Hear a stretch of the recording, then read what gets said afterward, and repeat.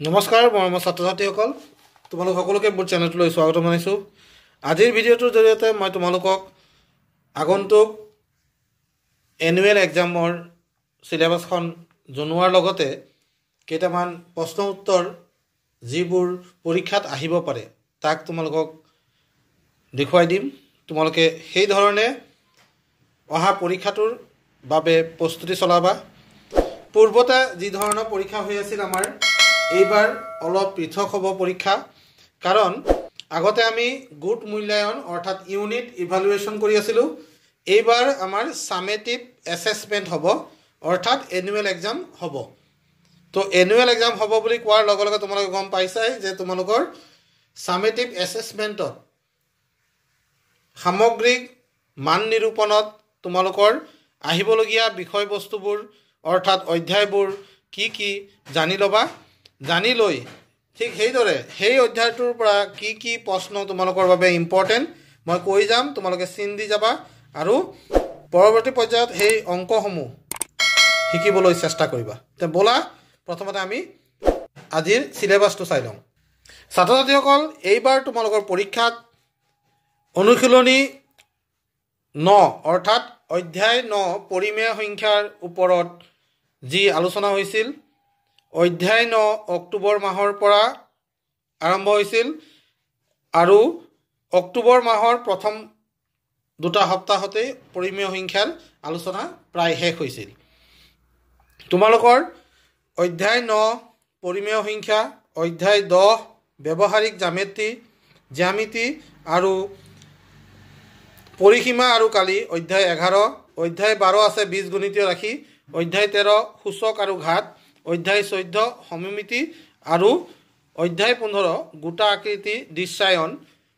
এই অধ্যায়বোৰ অৰ্থাৎ 9, 10, 11, 12, 13 আৰু 13, 14 আৰু 15 এই অধ্যায়বোৰ তোমালোকৰ সামেটিভ এছেছমেণ্টত আহিব। তো ব'লা প্ৰথমতে আমি পৰিমেয় সংখ্যাৰ কি প্ৰশ্ন তোমালোকৰ বাবে ইম্পৰ্টেণ্ট সেইখিনি কৈ দিওঁ। তোমালোকে সেইখিনি চাবা আৰু প্ৰস্তুতি সম্পূৰ্ণ কৰিবলৈ চেষ্টা কৰিবা। ছাত্ৰ ছাত্ৰীসকল, পৰিমেয় সংখ্যাৰ অনুশীলনী 9.1ত প্ৰথমতে তোমালোকক দিছে তলত দিয়া বাক্যবিলাকৰ কোনকেইটা শুদ্ধ বাছনি কৰা। শুদ্ধ অশুদ্ধ এই প্ৰশ্ন তোমালোকৰ দিব পাৰে। তোমালোকৰ MCQ আহিব, তোমালোকে জানাই মাল্টিপল চইচ কুৱেশ্যনছ তোমালোকৰ থাকিব। গতিকে এই প্ৰশ্নসমূহ চাবা। 1 নম্বৰ ইয়াৰ পৰা তোমালোকক দিবই পৰীক্ষাত। তাৰ পাছত চোৱা, সমতুল্য পৰিমেয় সংখ্যাৰ ধাৰণা তোমালোকৰ আছেনে নাই তাক চাবলৈ 2 নম্বৰ প্ৰশ্নটোৰ পৰা এটা বা দুটা প্ৰশ্ন তোমালোকক দিব। নেক্সট আগবাঢ়ি যাওঁ। পেজ নাম্বাৰ 158ত আছে 4 নম্বৰ প্ৰশ্ন চোৱা, সমতুল্য হ'বলৈ x আৰু y ঠাইত কি বহুৱাব লাগিব। তোমালোকৰ এই প্ৰশ্নটো আহিব পাৰে। আৰু চবতকৈ ইম্পৰ্টেণ্ট প্ৰশ্ন এই 5 নম্বৰ, আদৰ্শ ঠাঁচ বা প্ৰামাণিক আৰ্হিত প্ৰকাশ কৰা। ইয়াৰ পৰা এটা প্ৰশ্ন তোমালোকৰ এটা বা দুটা প্ৰশ্ন দিবই, তোমালোকে চিন দি ল'বা। নেক্সট 6 নম্বৰ তোমালোকে শিকিবা, যদিও পৰীক্ষাত নাহিব পাৰে, এই পৰীক্ষাত এই দুটা নিদিবও পাৰে, তোমালোকে শিকিব লাগিব। কিন্তু বাকী প্ৰশ্নবোৰ তোমালোকে জনাটো দৰকাৰ, তোমালোকে জানিবলৈ চেষ্টা কৰিবা। পৰীক্ষাৰ ক্ষেত্ৰত এই 5 নম্বৰ প্ৰশ্নটো ইম্পৰ্টেণ্ট আহিবই। অনুশীলনী 9.2ত পৰিমেয় সংখ্যাৰ যোগ, বিয়োগ, পূৰণ আৰু হৰণ এই 4টা তোমালোকৰ লাগিবই। যোগ, বিয়োগ, পূৰণ, হৰণ এই 4টাৰ ভিতৰত এটা প্ৰশ্ন হ'লেও দিব, কমচে কম এটা তোমালোকে পাবাই। তো এই পৰীক্ষাত এইটো আহিবই, তোমালোকে ধৰি ৰাখা। MCQ হিচাপত তোমালোকক এই যে ইয়াত প্ৰতিটোৰ নিৰ্দেশনা অনুসৰি উত্তৰ দিয়া, ইয়াত তোমালোকক দিব পাৰে। তোমালোকক চোৱা, -8/9ৰ যোগাত্মক বিপৰীত কি। তোমালোকে গুণোৎসৱতো এই প্ৰশ্নটো পাইছিলা, মনত আছেনে? এই 1 আৰু 2 এই দুটা প্ৰশ্ন চিন দি ৰাখিবা। এই দুটা প্ৰশ্ন তোমালোকৰ আহিব পাৰে। আৰু 6 নম্বৰটো 1, 2 আৰু 6 এইকেইটা প্ৰশ্নৰ ভিতৰত যিকোনো এটা তোমালোকৰ থাকিবই। পেজ নাম্বাৰ 166 ইয়াত তোমালোকক চোৱা, ব্যৱহাৰিক জ্যামিতিৰ 10.1ৰ ইয়াত বহুকেইটা প্ৰশ্ন আছে বহু প্ৰশ্নৰ ভিতৰত যদি তোমালোকক প্ৰশ্ন দিয়ে এই 2 নম্বৰ প্ৰশ্নটো দিব পাৰে আৰু 10.2ৰ তোমালোকক প্ৰশ্ন দিবই 10.2ৰ এই যে অঙ্কন কৰা এই 1 3 4 এই তিনটা প্ৰশ্ন চিন দি ৰাখিবা এই তিনটা প্ৰশ্নৰ ভিতৰত এটা প্ৰশ্ন তোমালোকে পাবা নিশ্চয় তোমালোকক শিকাইছে নে নাই মই নাজানো কিন্তু যিয়ে নহওক ইয়াৰ পৰা এটা প্ৰশ্ন তোমালোকৰ পাবাই কমন 10.3 এই পাঠটিৰ প্ৰশ্ন যদি তোমালোকক কৰাইছে তেতিয়া হলে তোমালোকে 2 নম্বৰ প্ৰশ্নটো চাবা 2 নম্বৰটো আহিব 10.4 চাও 10.4 চোৱা 10.4 কি প্ৰশ্ন আছে ABC ত্ৰিভুজৰ B কোণটো দিয়া আছে 65 C কোণ 55 BC যদি 7 সেমি হয় ত্ৰিভুজটো অঙ্কন কৰা এই 1 নম্বৰ প্ৰশ্নটো তোমালোকে চাবা কোৱেশ্চন নম্বৰ 1 10.5 অনুশীলনী 10.5 কোৱেশ্চন নম্বৰ 1 আৰু 3 তোমালোকে চাবা তোমালোকক এই প্ৰশ্নখিনি মই কৰাই দিম বুজাম মোৰ চেনেলটোত চিন্তা কৰিব নালাগে তোমালোকে এইখিনি প্ৰশ্ন জানিব লাগিব পৰীক্ষাৰ কাৰণে বুলি নহয় ইনেও তোমালোকে এইখিনি বস্তু জানিলে আগলৈ অঙ্কন পাঠ যেতিয়া আহিব তোমালোকৰ সুবিধা হ'ব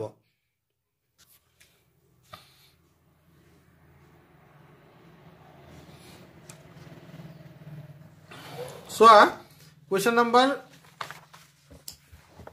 নম্বৰ নকওঁ এইবাৰ মই তোমাক কৈছো এই হালধীয়া বাকচত দিয়া সূত্ৰসমূহ মনত ৰাখিবলৈ চেষ্টা কৰিবা পেজ নম্বৰ 183 আছে 82 আছে তোমাৰ দুটা বাকচ গতিকে মনত ৰাখিবা 85 ৰ প্ৰশ্ন মই চিন দিছো এই 5 নম্বৰ 7 নম্বৰ আৰু টাফ কোৱেশ্চনৰ ভিতৰত এইকেইটা প্ৰশ্ন আহিব পাৰে 12 13 14 15 এইকেইটা তোমালোকে শিকিবলৈ চেষ্টা কৰিবা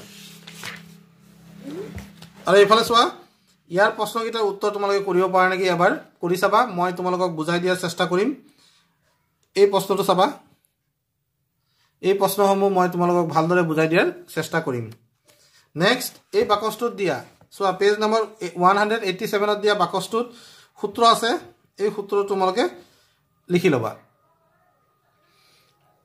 সি হল পৰিধি কেনেকৈ উলিয়াই 2 পাই r ব্যাসৰ আধা হল r গতিকে পৰিধি হ'ব 2 পাই r পৰিধি কি হ'ব 2 পাই r উদাহৰণ 6 টো চাবা ইয়াত অঙ্কটো কৰি দিয়া আছে এই অঙ্কটোৱে পৰীক্ষাত তোমালোকক দিব পাৰে এই পাঠটি চোৱা এই 11.2 পাঠৰ ইয়াত 1 নম্বৰত 3টা প্ৰশ্ন আছে যিকোনো এটা প্ৰশ্ন তোমালোকক দিব ঠিক এইদৰে 5 নম্বৰ প্ৰশ্নটো তোমালোকক দিব পাৰে আৰু এই প্ৰশ্নটো তোমালোকক নিদিয়ে কাৰণ সো 33 কিলোমিটাৰ লৈকে দি থোৱা আছে গতিকে এই প্ৰশ্নটো তোমালোকে নোপোৱা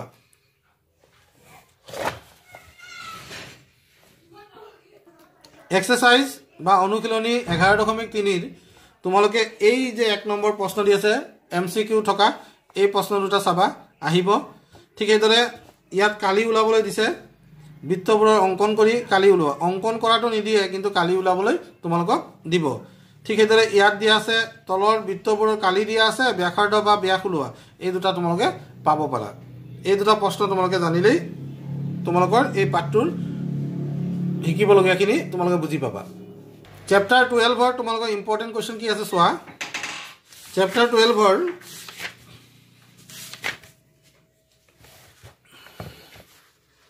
12.1 ত দিয়া আছে চোৱা এইখিনি চ্যাপ্টাৰ 12.1 ত দিয়া আছে এইখিনি এই প্ৰশ্নখিনি তোমালোকে শিকি লবা ইয়াৰ 5টা তোমালোকক দিব নেক্সট এই প্ৰশ্নখিনি চোৱা 12.1 ৰ এইটো দিব পাৰে 6 টো সদৃশ নে বিসদৃশ তোমালোকে লিখিবা 6 আৰু 7 এই দুটা প্ৰশ্ন চিন দি ৰাখিবা তোমালোকৰ এই দুটাৰ পৰা প্ৰশ্ন দিব নেক্সট প্ৰশ্নলৈ যাও 12.2 যোগ বিয়োগ এটো তোমালোকৰ আহিবই 1 নম্বৰ প্ৰশ্ন 2 নম্বৰ প্ৰশ্ন 3 নম্বৰ প্ৰশ্ন এইগিটা তিনিটাৰ ভিতৰত তিনটাৰ পৰা তোমালোকে 5টা প্ৰশ্ন পাবাই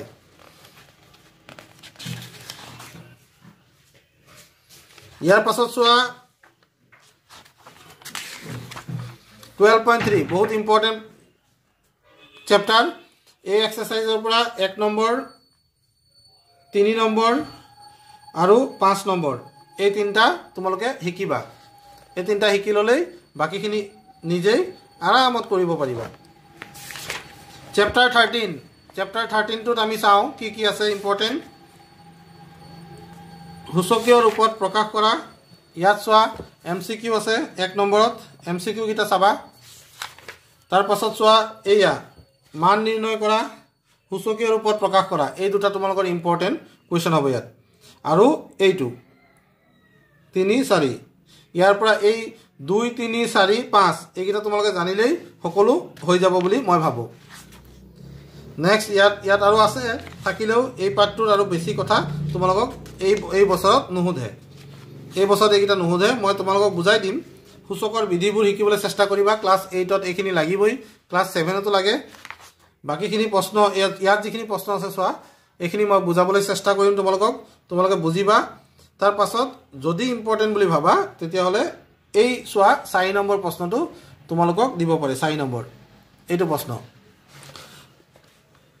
আৰু এইটো চোৱা 2 নম্বৰ। 4 আৰু 2 তোমালোকৰ কাৰণে ইম্পৰ্টেণ্ট হ'ব। মই বুজাই দিম তোমালোকক, চিন্তা কৰিব নালাগে। নেক্সট প্ৰশ্নটোলৈ যাওঁ। নেক্সট এক্সাৰচাইজ আছে 13.3। ইয়াৰ প্ৰশ্ন তোমালোকে পাবাই এই দুটা 1 আৰু 2ৰ পৰা প্ৰশ্ন পাবাই। একেবাৰে সহজ প্ৰশ্ন, সেইকাৰণে তোমালোকক পৰীক্ষাত সুধিবই। তাৰপিছত আহি গ'ল সমমিতি। সমমিতিৰ কথা যদি তোমালোকক সোধা হয় তেতিয়াহ'লে তোমালোকে সমমিতিৰ কি পাবা। সমমিতিৰ বেছি প্ৰশ্ন নাহে। ইয়াত চোৱা উদ্ভিদ জগতত দেখিবলৈ পোৱা সমমিতিৰ 5টা উদাহৰণ তোমালোকক সুধিব, তোমালোকে ক'বা। সামন্তৰিকৰ সমমিতিটো দেখুৱাবলৈ ক'ব, তোমালোকে লিখিবা।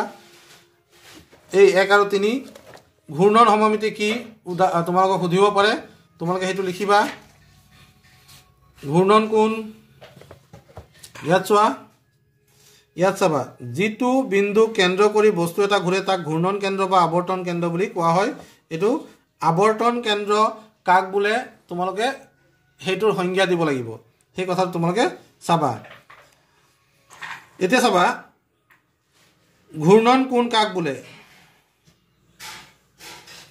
ইয়াৰ পৰা চাবা যেতিয়া বস্তু এটাই তাৰ কোনো বিন্দু সাপেক্ষে ঘূৰে সেই ঘূৰণ কেন্দ্ৰটোৰ বাহিৰে বস্তুটোৰ আন সকলো বিন্দুৱেই ঘূৰণৰ দিশত নিজৰ অৱস্থান যিকোনো বিন্দুৰ প্ৰাথমিক আৰু অন্তিম অৱস্থান দুটা ঘূৰণ কেন্দ্ৰৰ সৈতে কৰা কোণকে কি বুলি কোৱা হয়, কোণটো একেই হয়।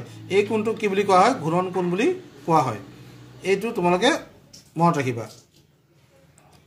এটা হ'ল আৱৰ্তন কেন্দ্ৰ কাক বোলে আৰু ঘূৰ্ণন কোণ কাক বোলে, সেইটো কাক বোলে সেই সংজ্ঞা দুটা তোমালোকে মনত ৰাখিবা।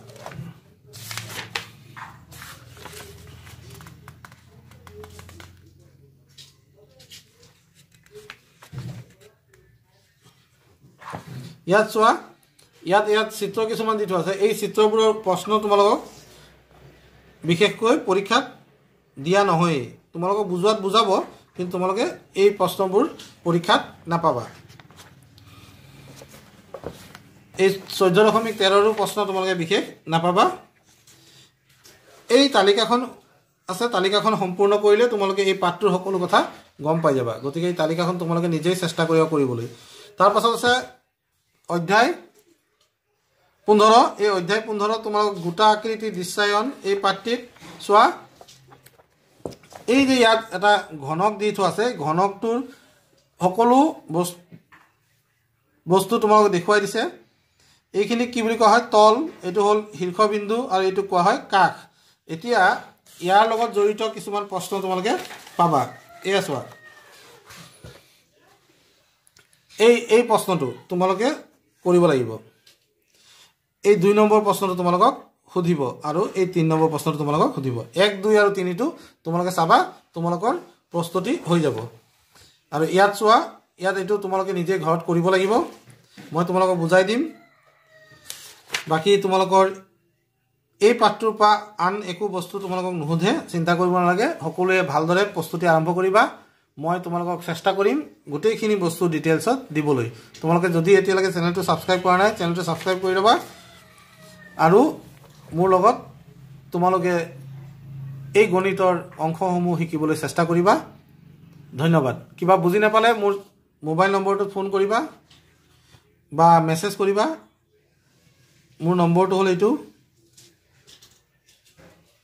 এইটো মোৰ হোৱাটছআপ আছে আৰু এইটো নম্বৰত তোমালোকে মোক কল কৰিব পাৰা। এই দুটা নম্বৰ তোমালোকে লিখি ল'বা। Thank U.